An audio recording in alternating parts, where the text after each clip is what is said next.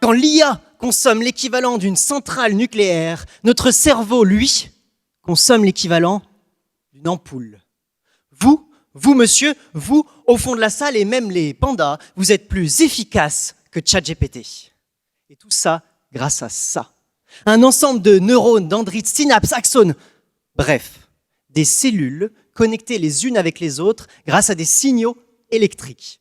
Le tout nous permettant la pensée, la réflexion, dessiner sans dépenser. Et l'IA.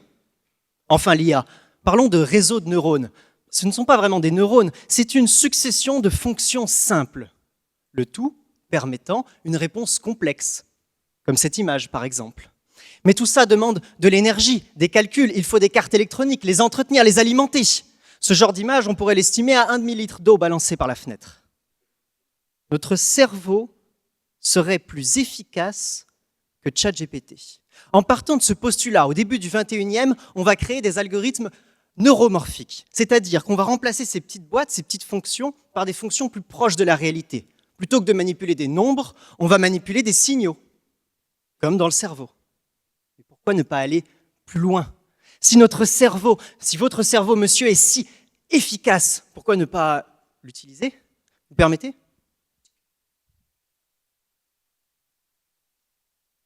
Oh, je n'ai juste pris quelques-unes de vos cellules de peau. Et grâce au prix Nobel de biologie Gourdon et Yamanaka, je vais pouvoir ramener ces cellules à l'état de cellules souches, cellules bébés, pour pouvoir les retransformer en neurones. Si vous ne voulez pas, je peux aussi décapiter un rat. L'objectif est donc de faire un système biohybride avec d'un côté de la biologie, de l'autre de l'électronique. Pour gérer la communication entre les deux, nous prenons des électrodes que nous mettons dans la boîte. Les électrodes vont me permettre d'enregistrer l'activité biologique. Et c'est d'ailleurs l'objectif de mon début de thèse, être capable de comprendre et d'interpréter les signaux biologiques. Mais avec ces électrodes, je vais pouvoir aussi stimuler les cellules. Et là, des questions encore très incertaines. Comment stimuler pour que les cellules apprennent ce qu'on veut? Pour qu'elles calculent ce qu'on veut?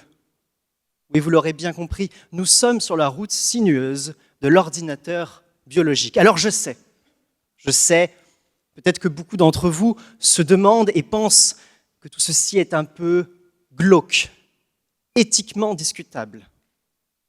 Des philosophes en France se posent sur la question de la neuroéthique, pour les systèmes biohybrides dont l'objectif est de faire des calculs, mais également pour les implants à mettre dans la tête dont l'objectif est de soigner.